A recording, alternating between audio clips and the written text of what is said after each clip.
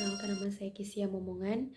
Saat ini saya akan memaparkan materi mengenai salah satu tes psikologi, dan saat ini saya mengambil satu tes psikologi mengenai tes intelijensi Stanford Binet.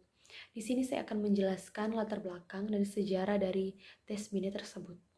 Alfred Binet, 1875 sampai 1911, memulai suatu usaha pengukuran intelijensi dengan mengikuti metode Paul Broca yang saat itu sangat populer di kalangan ilmuwan. Pengukuran intelijensi termasuk dilakukan dengan cara mengukur lingkaran tempurung kepala anak-anak kraniometri. Skala Binet-Simon yang terakhir terbit pada 1911, tahun kematian Binet, beberapa tes baru ditambahkan pada level-level usia tertentu dan dilakukan pula perluasan soal sampai mencangkup pada level usia mental dewasa.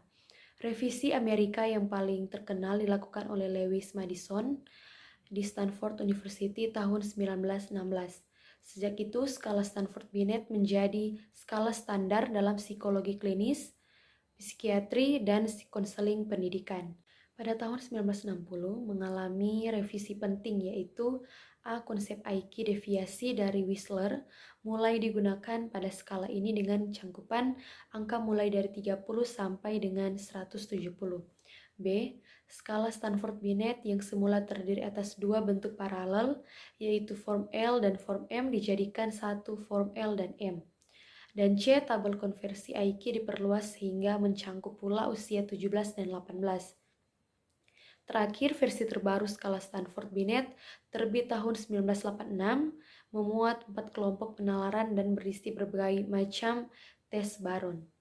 Revisi terhadap skala Stanford-Binet yang diterbitkan pada tahun 1972, yaitu norma penilaiannya yang diperbaharui.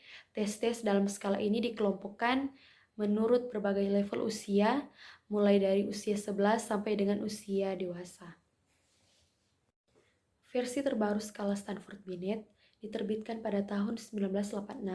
Dalam revisi terakhir ini, konsep intelijensi dikelompokkan menjadi 4 tipe penalaran, yaitu masing-masing diwakili oleh beberapa tes, yaitu penalaran verbal, penalaran kuantitatif, penalaran visual abstrak, memori jangka pendek.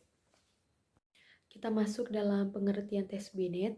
Tes Binet adalah alat tes intelijensi pertama yang dimulai pada tahun 1900-an. Alat tes ini memerlukan sebuah kotak yang berisi mainan khusus dan 2 buah buku yang berisi kartu-kartu dan sebuah catatan untuk mencatat reaksi anak.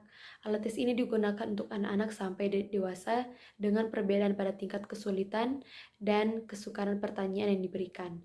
Alat tes ini bisa digunakan untuk anak-anak yang ingin masuk SD, SMP, SMA, maupun dalam tes psikotes. Tes Binet juga dapat diberikan. Tes Binet digunakan untuk pengukuran kecerdasan pada anak. Tes Binet ini termasuk klarifikasi tes yang bersifat individual. Kita masuk dalam teori. Teori yang mendasari Alfred Binet dan Theodore Simon mencetuskan tes intelijensi karena mereka mendefinisikan intelijensi sebagai kemampuan seseorang untuk berpikir secara abstrak. Pengukuran intelijensi yang pertama dilakukan oleh Alfred Binet yaitu mengambil perbedaan antara usia mental dan usia kronologis. Kita masuk dalam tujuan dan fungsi tes Binet. Tes Binet digunakan untuk pengukuran kecerdasan pada anak. Tes Binet ini termasuk klasifikasi tes yang bersifat individual. Interaksi pengetes dan anak harus memperhatikan kondisi anak disebabkan posisi anak yang dites. Masuk dalam aspek yang diukur. Di sini materi tes dikelompokkan menurut level usia masing-masing. Selain mengukur kemampuan mental, juga mengukur aspek fisiologi seperti pengertian verbal, kemampuan angka-angka, penglihatan keruangan, kemampuan penginderaan, ingatan, penalaran, dan kelancaran kata-kata. Jadi kita masuk dalam administrasi tes Binet. Di sini berikut prosedur urutan administrasi tes Binet.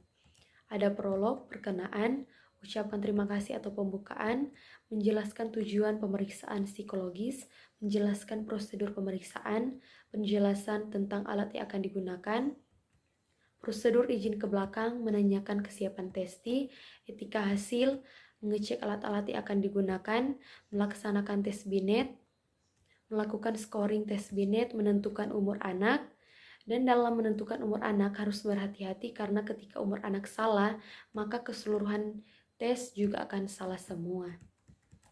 Perhitungan IQ, klasifikasi IQ, dan membuat laporan.